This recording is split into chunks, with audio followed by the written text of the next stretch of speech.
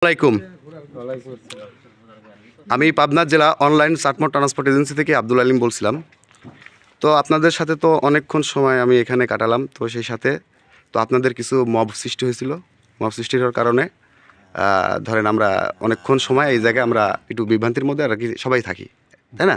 তো সাথে তো আমাদের এখানে যে ড্রাইভার স্টাফ মহাজন থেকে শুরু করে সকলেই আমরা ছিলাম, তাই না?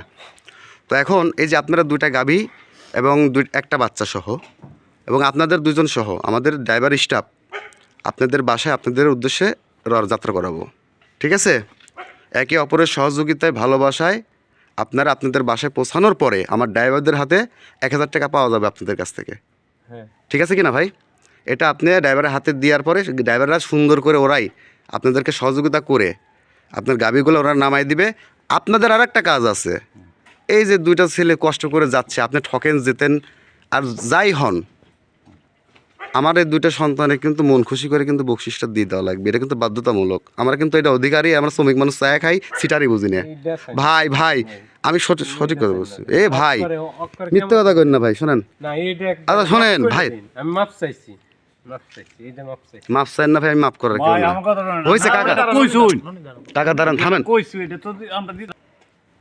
তো কাকা আশা করি আমার কথাগুলো কি আপনারা কি বুঝতে পারছেন?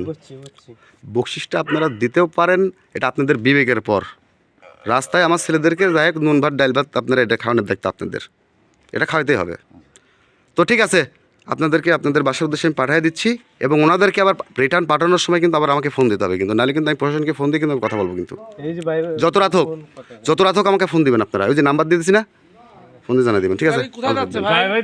তো আপনাদের বাসা কোথায়? কিশোরগঞ্জ। কোন থানা? পাকুন্দিয়া। তো ঠিক আছে, আমি পাকুন্দিয়ার উদ্দেশ্যে আমার ড্রাইভারদেরকে আমি আবারও বলছি, তাদেরকে আপনারা একে অপরের সহযোগিতায় আপনাদের বাসায় যেন আমরা পৌঁছায় দিয়ে আসতে পারি, এ বলে আমি আপনাদের আমার এই উপস্থাপনা আমি শেষ করছি। ভালো থাকবেন। আসসালামু আলাইকুম।